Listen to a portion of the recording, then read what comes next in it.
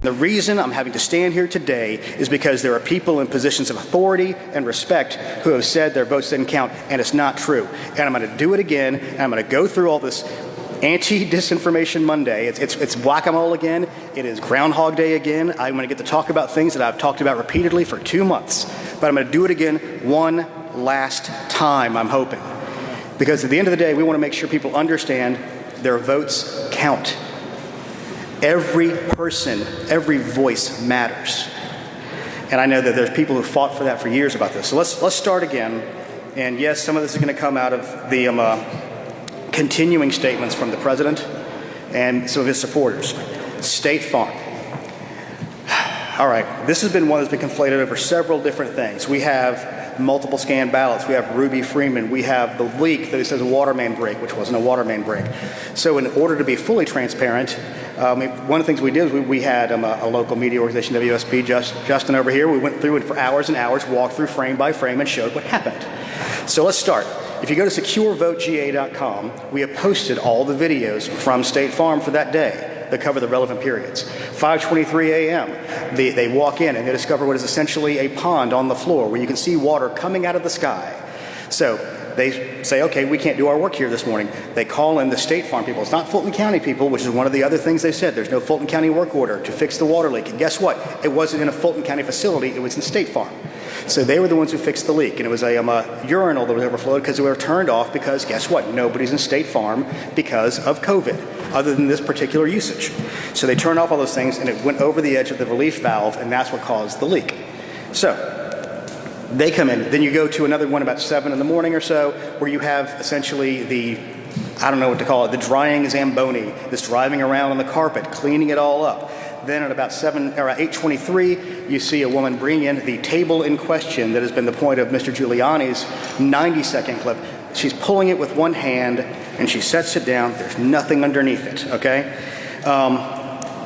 Then you can fast forward to later in the day, about 9:45 or so. Everybody there are two groups of people there. There's cutters and there are scanners.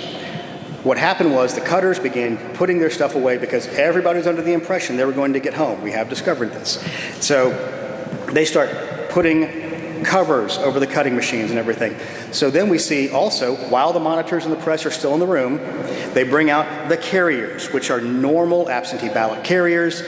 And I will admit, when I listened to the audio of the phone call and the president brought that up again, and I heard it on a radio ad again today, I wanted to scream. Well, I did scream at the computer, and I screamed in my car at the radio talking about this because this has been thoroughly debunked. They bring out the normal absentee ballot carriers. There are monitors in the room. There is press in the room. They take the ballots that have been opened, put them in carrier trays, and put them in there, and then put them in the boxes, put the lid on because the lid matches the box, and then you see at one point during the video, a woman crawling on the floor, putting the numbered seals on them so they can keep the chain of custody.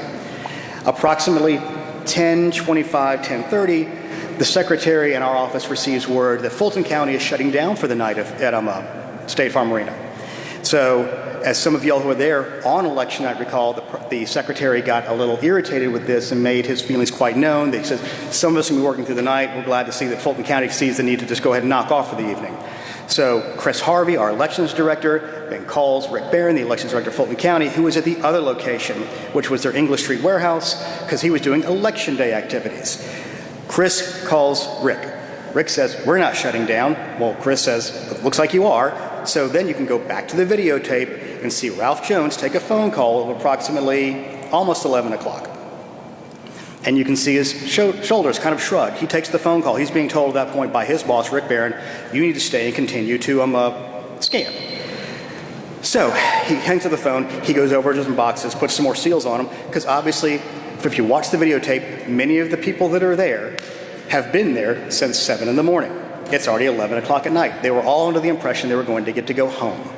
So you see him spend about 30 seconds going, heck, what am I going to say to these people? So then he walks back over to the corner of a desk and says, I got the word, we got to keep on scanning. So they go back to the boxes that you see them put under the table at the approximately 10 o'clock hour. There is videotape of this. And this is what's really frustrating. The president's legal team had the entire tape. They watched the entire tape and then, from our point of view, intentionally misled the state Senate, voters, and the people of the United States about this. It was intentional, it was obvious, and anybody watching this knows that. Anyone watching it knows that. That's why we released the entire tape for people to watch. So there's this claim that that was done. So they pull those out and begin to scan. Then the other claim comes from about a woman named Ruby Freeman and multiple scanning. One of the things you need to understand is a normal ballot processing, if there is a problem with a ballot, what it does is it stops. But before that, 4 or 5 will get through. So they say delete that last batch and rescan it so they scan properly. That is the normal process that is done. Secondarily to that, everybody might be familiar with the fact that the president wanted us to do a hand recount, a hand retally, which we ended up doing under our audit. That audit showed that there was no problem with machine scanning. If somebody took a stack of ballots and scanned them multiple times, you would have a lot of votes with no corresponding ballots.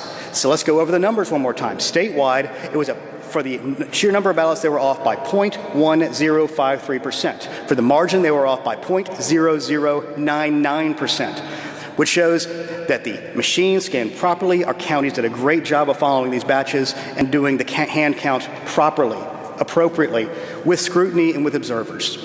So let's put that to bed right now. And one of the other things we did as part of our transparency is we have put all of those tally sheets online for every county so you can go through and look at them all. And it's at, again, the securevotega.com. Let's see. Let's go over the numbers of the president's team is claiming, which have a little chart over here. They're claiming there were 2,056 felons that voted. Our research, and we have better data because we are directly tied to the state government on this, Department of Corrections, and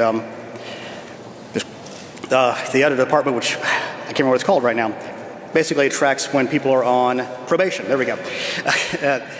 We know exactly how many people voted for this. We have an outward bound of 74 potential people who were felons voted. What that means is that's the biggest number it could be. We will investigate and find out some of these people completed their sentences. Some of these people have the same name and birth date, so there's going to be some crossover there. So 74 is the outward bound. It's going to be lower than that. So let's be clear about that. Then there is the claim that 66,248 people below the age of 18 voted.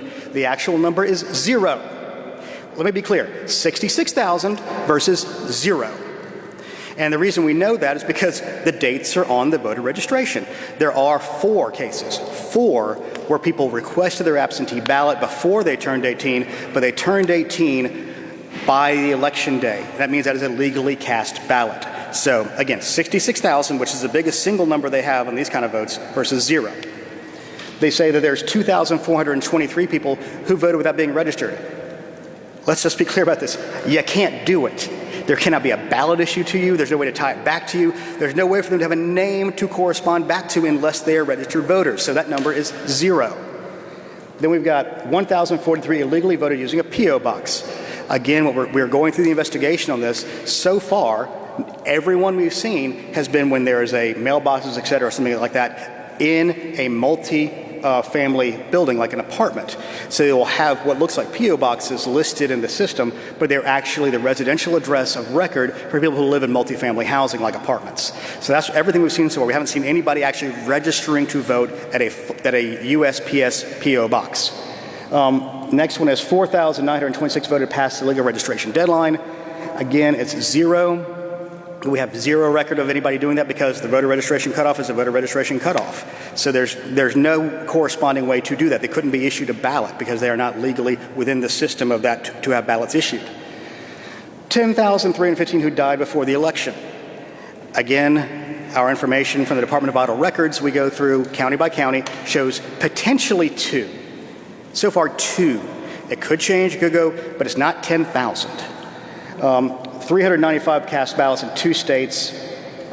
We're investigating that, but again, and we got double voters, which we're investigating. But again, we're talking handfuls, not tens of thousands. Let's remember, and I think we're all very clear on the number now, that it was 11,779. We've seen nothing in our investigations of any of these data claims that shows there's nearly enough ballots to change the outcome. And the Secretary and I at this podium have said since November 3rd, there is illegal voting in every single election in the history of mankind because there are human beings involved in the process. It's going to happen. It's a question of limiting it and putting as many safeguards as you can in place to make sure it doesn't happen. All right. Oh, yeah. We had part of the hand tally be discussed in relation to the potential double scanning. Let's just go to the other ridiculous claims that Dominion voting machines are somehow using fractional voting or flipping votes. Again, by doing the hand tally, it shows none of that is true. Not a whit. And let's go back to the overall claims about Dominion voting systems in general. If you look in Wisconsin, they're claiming Wisconsin was stolen through Dominion voting machines. In the 14 counties in which Dominion voting machines were used in Wisconsin, the president got 59% of the vote. In the counties in Pennsylvania where Dominion voting machines were used, he got 52.5% of the vote. He made a claim at one point that over 900,000 votes were deleted by Dominion machines, and the 14 counties where that happened, they had 1.3 million people vote. That was 70% plus, a 76% turnout. In order for 900,000 to have been deleted, they would have had to have 160% or 130% turnout. That did not happen because it cannot happen. Again, this is all easily, provably false. Yet the president persists. And by doing so, undermines Georgians' faith in the election system, especially Republican Georgians in this case, which is important because we have a big election coming up tomorrow, and everybody deserves to have their vote counted if they want it to be, Republican and Democrat alike. Now, let's move on to signature matching.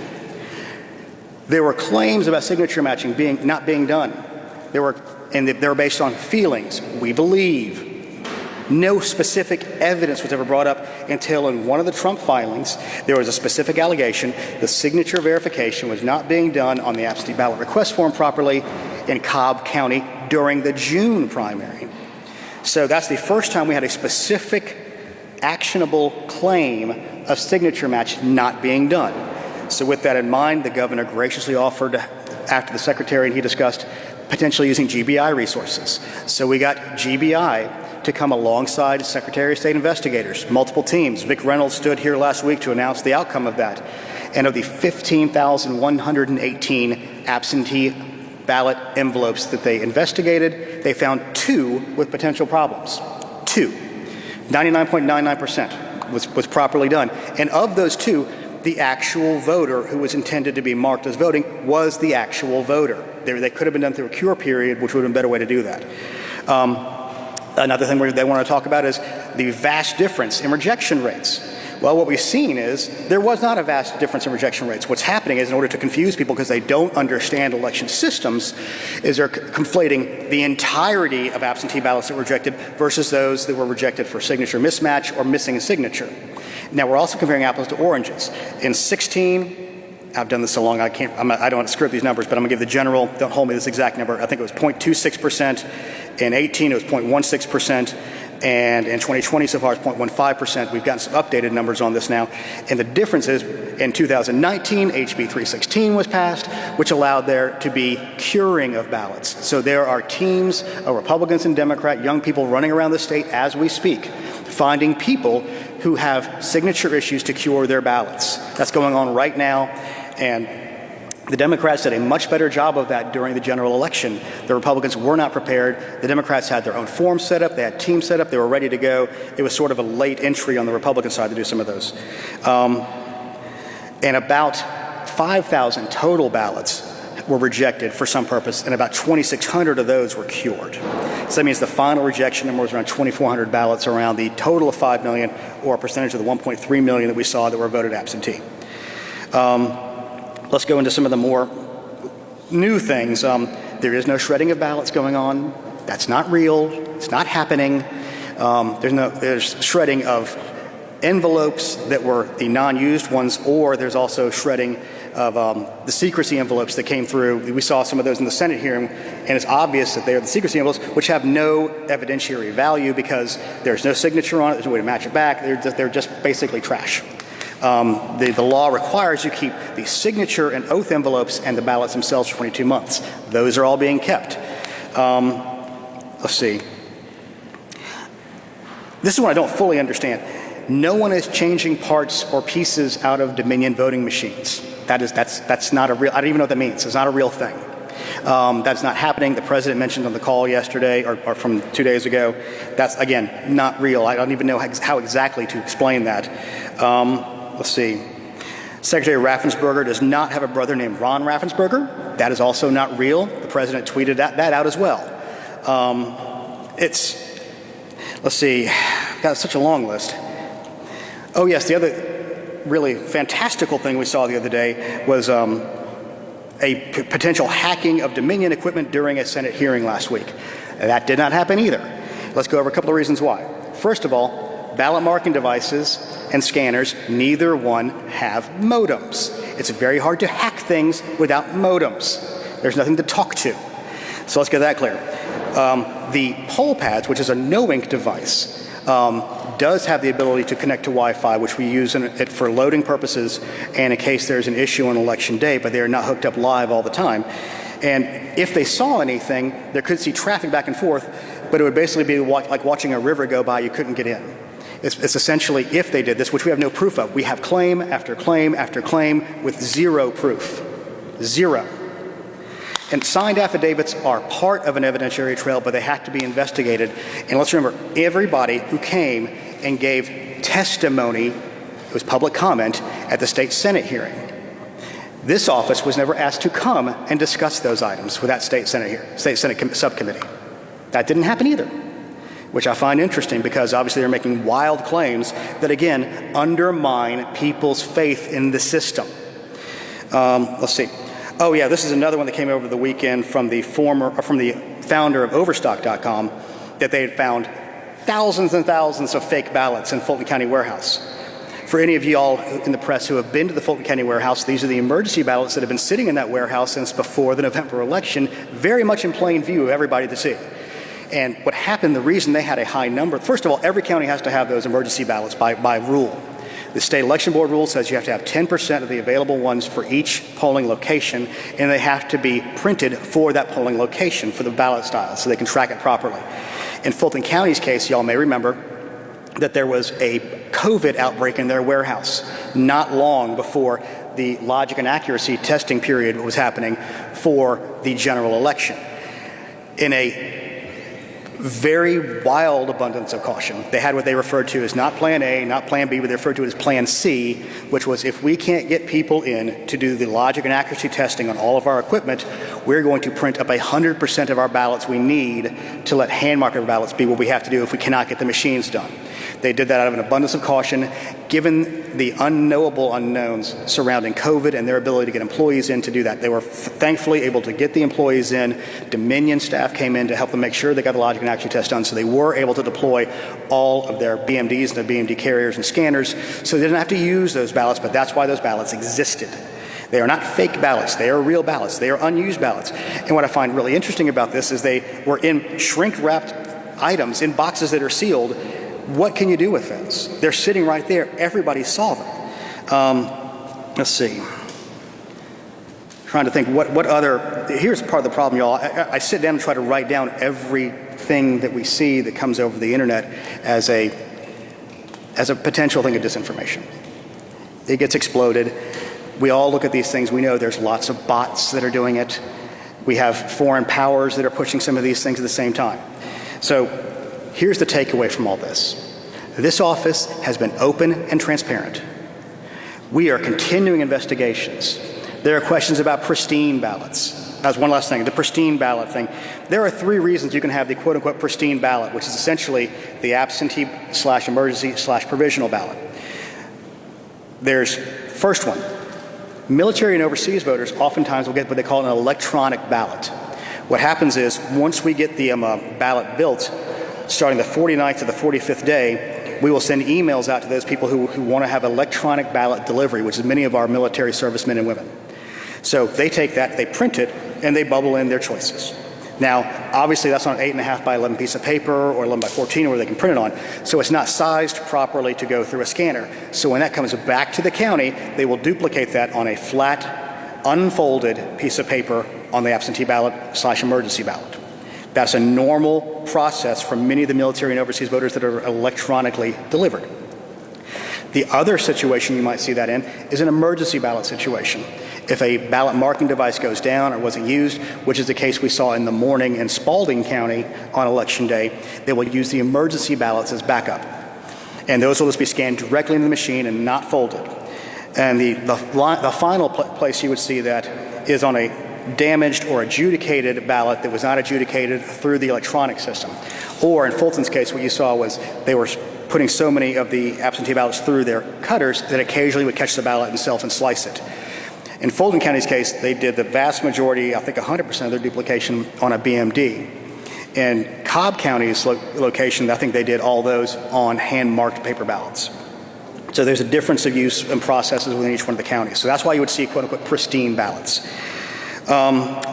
Wednesday, we've all heard the reports that there's going to be several senators and congressmen who will be objecting to the electors being seated. We anticipate that each time they do that, they're going to go, they'll separate out, they'll have their debate for 2 hours. The state of Georgia's electors will get seated. They will look at this evidence as best they can in such a way, and it will be voted on by the House and Senate. And we anticipate that, and that will prove our certification was proper at the end of the day, and that we follow the process properly. And I give you back to Senator Tom Cotton's statement from earlier today that says this is the process that we follow. This is the appropriate step under the Constitution, of the laws of the state of Georgia, and the laws of the United States. So, with that, I want to say, if you're a Georgia voter, if you want your values reflected by your elected officials, I strongly beg and encourage you, go vote tomorrow. Do not let anybody discourage you. Do not self-suppress your own vote. Do not make a self-fulfilling prophecy out of doing this. Don't let anybody steal your vote that way. And that's what's happening. If you self-suppress, you are taking away your important voice from this election. We spend a lot of time deconstructing the news, trying to parse it into a form that everybody can understand. We try to find those little nitpicks where it flies above the fray, etc. If you really like these videos that we do, I want to ask a big favor. Please go ahead, number one, subscribe to our channel, and number two, please join if you can. Thank you so kindly for watching. Keep watching. Please remember to share. We must populate the entire internet with our progressive message, a message that we know is what most Americans say that they want. So help us, please join.